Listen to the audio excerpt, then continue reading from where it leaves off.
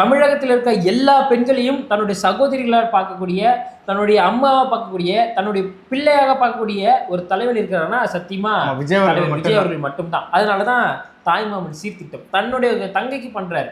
அதனால தான் அண்ணன் சீர்திட்டம் தன்னுடைய தங்கச்சிக்கு சீர் செய்கிறார்.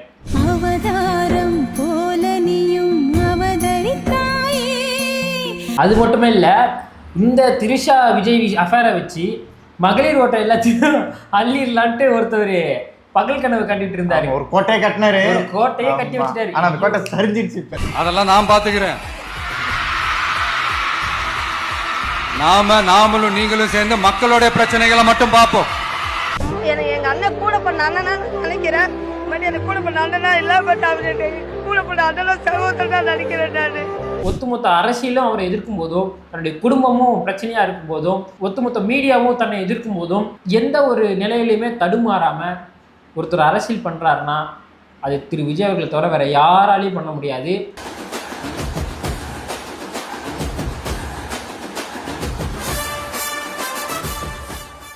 பீஷ்ணர்களுக்கு வணக்கம். அண்ணன் விஜய் அவர்களுடைய மனைவி சங்கீதா அவர்கள் இன்னைக்கு ஒரு மனு தாக்கல் செஞ்சிருக்கிறாங்க. திருப்பி விஜயை போட்டு சமூக வலைதளத்துல புழக்க போறாங்க அப்படின்னு சொல்லிட்டு காலையில எல்லாருமே ஆர்வமா எதிர்பார்க்கும் போது விஜய் அவர்கள் இந்த ஒட்டுமொத்த பிரச்சனைக்கும் ஒரே நிமிஷத்துல புள்ளி வச்சுட்டு போயிட்டாரு. ஆமா, அதுவும் மகளிர் தினம் அதுமா அதுக்கு ஒரு விஜய் அவர்களுக்கும் திரிஷாவுக்கும் அஃபேர் இருக்குன்ற அந்த அஜெண்டாவை வச்சு திமுக இந்த எலெக்ஷன் எப்படின்னா ஜெயிச்சிடலான்ட்டு ஒரே ஒரு நாள் கனவு காண்டுச்சு. ஒரு நாள் கூட கனவு காண்டது விஜய் எனக்கு பிடிக்கல போல இருக்கு. ஒரு செகண்ட்ல இந்த பிரச்சனையை சால்வ் பண்ணிட்டு போயிட்டாரு, அசால்ட்டு பண்ணிட்டு போயிட்டாரு. என்னுடைய பிரச்சனையை நான் பார்த்துக்கிறேன், மக்கள் பிரச்சனையா அரசியல் பிரச்சனையை மட்டும் நீங்க பேசுங்கன்னு சொல்லிட்டு விஜய் அவர்கள் பிரச்சனையில மூக்க நுழைச்ச எல்லாருக்கும் சாணியை கரிச்சு மூஞ்சில ஊத்துற மாதிரி ஒரு பதில சொல்லிட்டு போயிட்டாரு திரு விஜய் அவர்கள். அரசியல பேசுங்கடா அப்படின்னு சொல்லிட்டு போயிட்டாரு. ஆமா, எல்லாரும் எதுக்கு தேவையான விஷயத்த பேசிக்கிட்டு, ஆமா அரசியல பேசுங்க, நாட்டு நடப்பு பேசுங்க அப்படின்ட்டாரு. அது என்னுடைய குடும்ப பிரச்சனை அப்படின்றத சொல்லாம சொல்லிட்டாரு.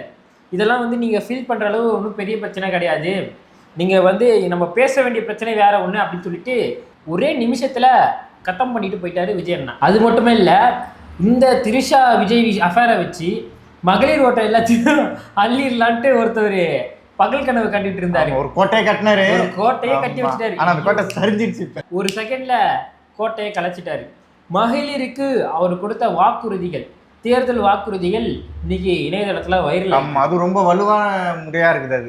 அதாவது அடித்தட்டு மக்கள்ல இருந்து பெண்கள் சந்திக்கக்கூடிய அனைத்து பிரச்சனைக்குமான நல்ல திட்டமாகவும் இருக்கு, இது ஒரு தீர்வாகவும் இருக்கு, வாக்குறுதிகள் இருக்குது. அதாவது விஜய் மேல அவ்வளோ அவதூறுகள் வந்த போதும் இவர் அஃபேர் வச்சிருக்கிறாரு, இவர் நம்மளை ஏமாத்திட்டாரு, இவரை நம்மளை நம்பிக்கை துரோகம் செஞ்சிட்டாருன்னு சொல்லும்போது இப்போ பண்ணதெல்லாம் ஒரு மிகப்பெரிய அஜெண்டா.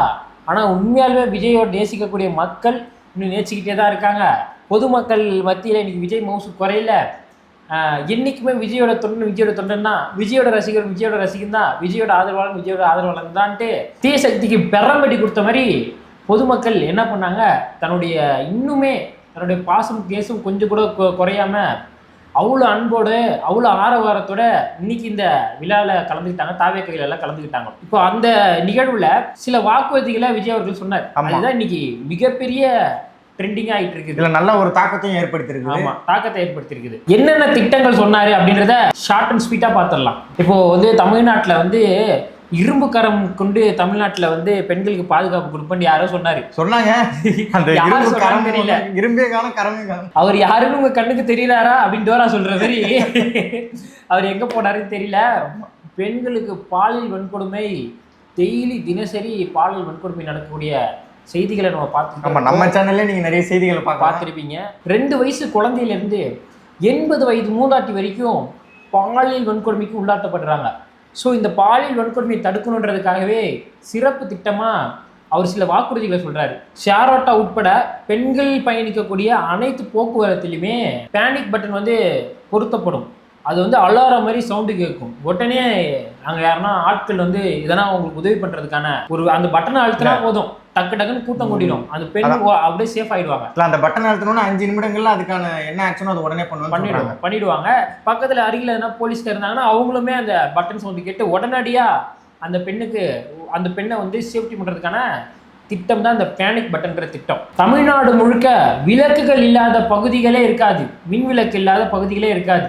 அதாவது ரோட்ல வந்து ஸ்ட்ரீட் லைட் இல்லாதனால தான் பெரிய பிரச்சனையே நடக்குது. ஆமா இல்ல இந்த ஸ்ட்ரீட் லைட் இல்லனால ஒருத்தங்க தவறி விழுந்து இறந்து போனது கூட தெரியாத அளவுக்கு மறுநாள் வந்து ஆமா ஸ்ட்ரீட்ல இல்லாம ஒரு பெண் நடந்து போறதுக்கும் ஸ்ட்ரீட் லைட்டோட அவங்க நடந்து போறதுக்கும் நிறைய வித்தியாசங்கள் இருக்குது. இருட்டில் நடந்து போகும்போது பாம்பு இருந்தாலும் தெரியாது, இதெல்லாம் பொறுக்கி போய் உட்காந்துருந்தாலும் தெரியாது.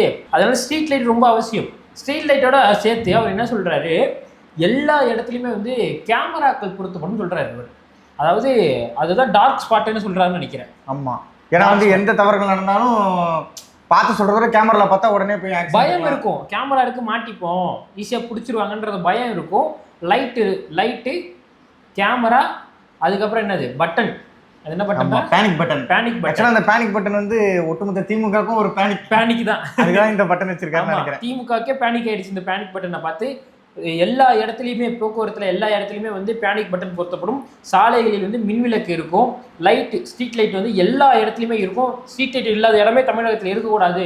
அதுதான் வந்து என்னுடைய வாக்குறுதி அப்படின்னு சொல்லியிருக்காரு. ரொம்ப முக்கியமாக பெண்களை பாதுகாக்கணும்னு நினச்சி அடிப்படையாக வந்து பாதுகாப்பு கொடுக்குறாரு. ஆமாம் ஏன்னா அவங்க வந்து சுதந்திரமாக நைட்டில் கூட வெளியே வந்து போகலான்றதுக்காக முயற்சி தான் இது. தினசரி வேலைக்கு போயிட்டு வர பெண்களுக்கு இது ரொம்ப முக்கியமான திட்டம். அதாவது நம்ம பெண்களுக்காக வந்து விஜய் அவர்கள் முக்கியமாக என்ன பண்ணியிருக்காருன்னா, தமிழ்நாடு முழுவதும் வந்து பெண்கள் பாதுகாப்புக்காக ராணி வேலுநாச்சியார் படை வந்து ஒன்று அமைச்சிருக்காரு. இது வந்து 500க்கு மேற்பட்ட குழு வந்து இருக்கும். இதில் வந்து வேலை பணிபுரியதான் இருக்கிறாங்க. ஆமாம் அந்த குழுவில் எத்தனை பேர்கள் இடம் போடுவாங்கன்னு தெரியல. ஆனால் 500 குழுக்கள், 500 நபர்கள் இல்லை 500 குழுக்கள் வந்து தமிழ்நாடு முழுக்க அமைக்கப்படும். அவங்க ரோந்து பண்ணிலே இருப்பாங்க. அவங்க பப்ளிக் ஸ்பேஸில் பாண்டி பசார்னா அதில் வந்து ஒரு ரெண்டு குழுக்கள் இருக்கும்.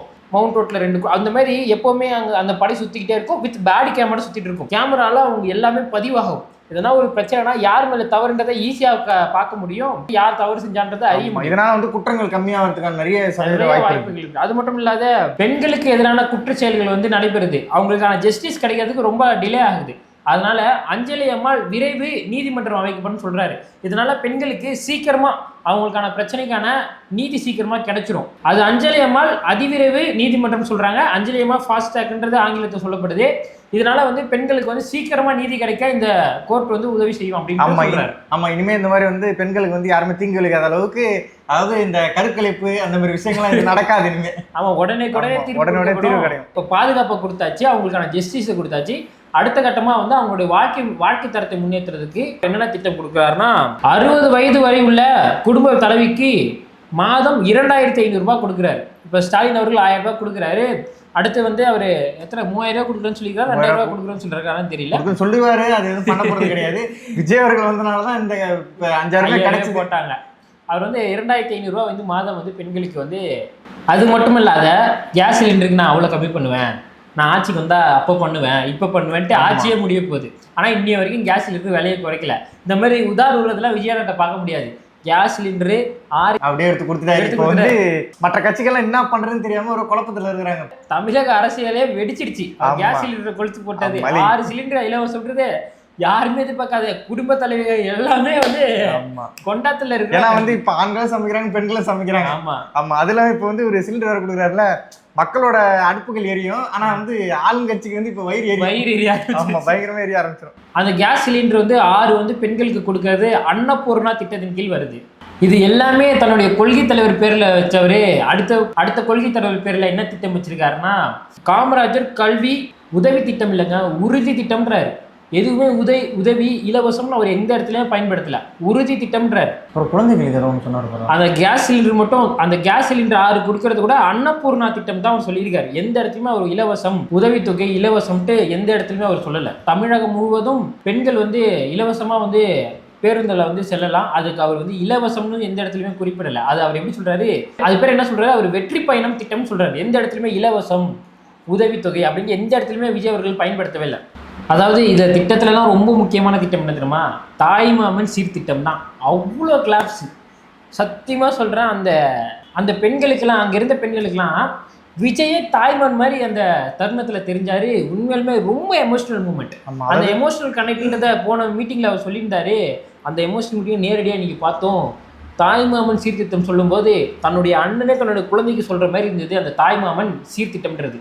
அந்த திட்டத்தின் மூலியமா பிறந்த குழந்தைக்கு வந்து தங்க மோதிரம் மட்டும் இல்லாமல் குழந்தைக்கு தேவையான எல்லா பொருட்களும் வந்து கொடுக்கப்படும். அந்த பேபி கிட்ஸ் அந்த விஷயங்கள்லாம் வந்து பேபி கிட்ஸு கொசுவலை எல்லாமே வந்து தாய்மாமன் சீர்திட்டம், அதாவது தன்னுடைய தாய்மாமன் குழந்தைக்கு கொடுக்குற மாதிரி விஜய் அண்ணன் தன்னுடைய தங்கச்சி குழந்தைக்கு கொடுக்குற மாதிரி இந்த திட்டம் வந்து ரொம்ப எமோஷ்னலாக வந்து மக்களோட அட்டாச் ஆகிற மாதிரி. ஆமா, இது வந்து மக்கள் கூட்டணியில் இருக்கவங்க மட்டும்தான் இது வந்து பொருந்தும், அதாவது யாருக்கும் வந்து பொருந்தாது. மக்கள் மீது உண்மையான பாசம் வச்சிருக்க, நேசம் வச்சிருக்க ஒரு தலைவனால தான் இந்த திட்டத்தையும் மக்களையும் எப்படி சொல்லி எமோஷ்னலாக ஒரு திட்டத்தை வந்து இணைக்க முடியும்னா அது இந்த திட்டம் தான். இப்போ தாய்மாமன் குழந்தைக்கு மட்டும்தான் பண்ணுவாங்களா, ஏன் எங்கள் அண்ணன் எங்களுக்கு பண்ண மாட்டாருன்னு அந்த பொண்ணு கேட்கும்ல.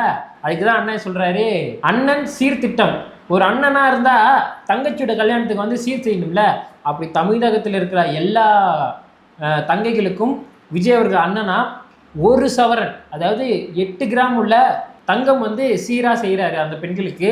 அது மட்டும் இல்லாமல் தரமான பட்டு வந்து அவங்க கல்யாணத்துக்கு வந்து விஜய் அண்ணன் தன்னுடைய தங்கைக்கு செய்கிறார், தன்னுடைய தங்கை குழந்தைக்கு செய்கிறார்.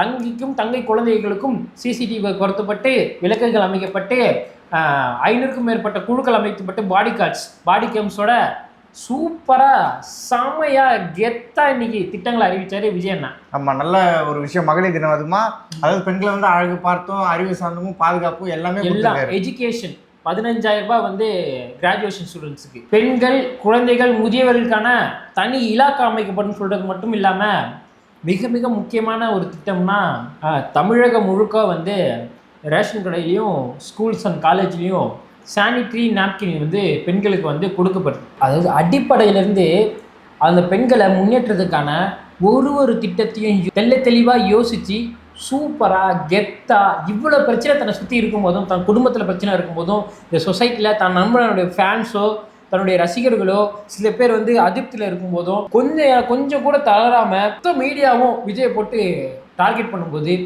மொத்த அரசியல்வாதிகளும் விஜய் டார்கெட் பண்ணும்போது, மொத்த கட்சிகளும் தமிழகத்தில் இருக்க மொத்த கட்சிகளும் விஜயை எதிர்த்து அரசியல் செய்யும் பொழுது, தன்னுடைய குடும்பமே தனக்கு வந்து பிரச்சனையா இருக்கும் பொழுது, ஒரு தலைவன் எதை பத்தியுமே யோசிக்காம தன்னுடைய மக்களை பத்தி மட்டும் யோசிச்சு, அவரோட டார்கெட் வந்து அவரோட மக்களை பத்தி இருக்குது. சிறப்பான திட்டங்கள், சானிட்டரி நாப்கின்ஸா இருக்கட்டும், திருவிளக்கா இருக்கட்டும், கேமராவா இருக்கட்டும், சிசிடிவி கேமராவா இருக்கட்டும், பெண்களுக்கு மாதம் 2000 ரூபாய் இருக்கட்டும், பயண திட்டமா இருக்கட்டும், வெற்றி பயண திட்டமா இருக்கட்டும், காமராஜர் கல்வி உறுதி திட்டமா இருக்கட்டும், சிறப்பான திட்டங்கள் எல்லாமே சூப்பரான கெத்தான திட்டங்கள். இல்ல, உண்மையிலே மக்களையும் பெண்களையும் மதிக்கிறவர்கள் மட்டும்தான் இந்த மாதிரி வந்து ஒரு திட்டத்தை யோசிக்க முடியும். பல திட்டங்கள் 500க்கும் 600க்கும் மேற்பட்ட திட்டங்களை திமுகவும் அதிமுகவும் அறிவிச்சிருக்காங்க. அதுல பாதி கூட நிறைவேற்ற. ஆனா ஒரே ஒரு திட்டம் மக்களையும் அவங்களையும் கனெக்ட் பண்ணி பார்த்துருக்கீங்களா? ஆனா முழுக்க மக்களையும் அரசியலையும் கனெக்ட் பண்ண ஒரு திட்டமா இருக்குது. அதான் அது அரசியலை மட்டும் கனெக்ட் பண்ணல பாருங்க, அந்த தலைவனுக்கும் அந்த மக்களுக்கும் உள்ள உறவை கனெக்ட் பண்ணது பாருங்க. ஒரு தலைவன் எந்த தலைவனாவது இப்படி யோசிப்பானா? யாராலுமே இதை கண்டிப்பா யோசிக்க முடியாது. அதாவது மற்ற கட்சிக்கெல்லாம் வந்து இப்படி ஒரு திட்டம்லாம் இருக்குமா அப்படின்னு அமைக்க முடியுமா யோசிச்சுட்டு இருப்பாங்க. திட்டம் அமைக்கிறது ஈஸிங்க, ஆனா அந்த மக்களுக்கும் எனக்கும் உள்ள உறவுக்கான திட்டங்கள் அமைச்சிருக்காரு பாத்தீங்களா? தமிழகத்தில் இருக்க எல்லா பெண்களையும் தன்னுடைய சகோதரிகளாக பார்க்கக்கூடிய, தன்னுடைய அம்மாவை பார்க்கக்கூடிய, தன்னுடைய பிள்ளையாக பார்க்கக்கூடிய ஒரு தலைவன் இருக்கிறாருன்னா சத்தியமா விஜய் அவர்கள் மட்டும்தான். அதனாலதான் தாய்மாமன் சீர்திட்டம் தன்னுடைய தங்கைக்கு பண்றாரு. அதனாலதான் அண்ணன் சீர்திட்டம் தன்னுடைய தங்கச்சிக்கு சீர் செய்கிறார். ஒரு தலைவனுக்கும் மக்களுக்குமான உறவு, ஒரு தலைவனாக தான் இருப்பான். ஆனால் ஒரு தலைவன் இன்னைக்கு தான் வந்து எமோஷ்னலாக தன்னுடைய குடும்பத்தில் ஒருத்தனானா அப்படின்னா அது தமிழக வரலாற்றிலே திரு விஜய் அவர்கள் மட்டும்தான். விஜயோட அரசியலை யாராலையும் ஒன்றும் பண்ண முடியாதுன்ட்டு இன்னைக்கு விஜய் வந்து ப்ரூஃப் பண்ணி அவரோட அரசியல் புரிதல் வந்து தெளிவாக இருக்குன்றது வந்து இன்னைக்கு எல்லாருக்கும் நல்லா இருக்குது. ஒட்டுமொத்த அரசியலும் அவரை எதிர்க்கும் போதும், தன்னுடைய குடும்பமும் பிரச்சனையா இருக்கும் போதும், ஒட்டுமொத்த மீடியாவும் தன்னை எதிர்க்கும் போதும் எந்த ஒரு நிலையிலையுமே தடுமாறாம ஒருத்தர் அரசியல் பண்றாருன்னா அது திரு விஜய் அவர்களை தவிர வேற யாராலையும் பண்ண முடியாது. இந்த பிரச்சனையில் திரிஷா பிரச்சனையில் விஜயனுக்கு இதுக்கு மேலே சப்போர்ட் பண்ண முடியாது, நாங்கள் வந்து தாவேக்காவை சப்போர்ட் பண்ண தப்பு தான் அப்படின்னு சொன்னேன். தற்குறிங்க அவர் ஒரே வார்த்தை சொல்லிட்டு முடிச்சார், அது பிரச்சனை, அது என்னுடைய பிரச்சனை, அதை நான் பார்த்துக்கிறேன், மக்கள் பிரச்சனையை பேசுங்க, அரசியலை பேசுங்கன்னு சொல்லிட்டு. அதாவது அது அவருக்கும் சரி எல்லாருக்கும் பொதுவாகவே சொல்லிட்டாரு. அவர் பொதுவாக யார் பர்சனலையும் போகாதீங்க, உங்க வேலையை நீங்க பாருங்க அப்படின்ற மாதிரி சொல்லிட்டாரு. தற்குறிங்க வியூஸுக்காக சில விஷயங்கள் பண்ணிட்டு இருந்ததுங்க இந்த இன்ஸ்டாகிராம் இன்ஃப்ளூயன்சர்ஸ். ஆமா, இனிமே அந்த வியாபாரம் ஓடாது. சூப்பரா இருந்தது, கெத்தா இருந்தது. தாவேகா தலைவர் திரு விஜய் அவர்களுக்கும் வாழ்த்துக்கள், வெற்றி பெறுவதற்கு. அடுத்த வீடியோவில் சந்திப்போம். நன்றி, வணக்கம். வீடியோ முடிஞ்சுட்டு போயிடாதீங்க, மறக்காம வீடியோ சப்ஸ்கிரைப் பண்ணுங்க, லைக் பண்ணுங்க, ஷேர் பண்ணுங்க, உங்களோட கருத்துக்களை வந்து கமெண்ட் பண்ணுங்க.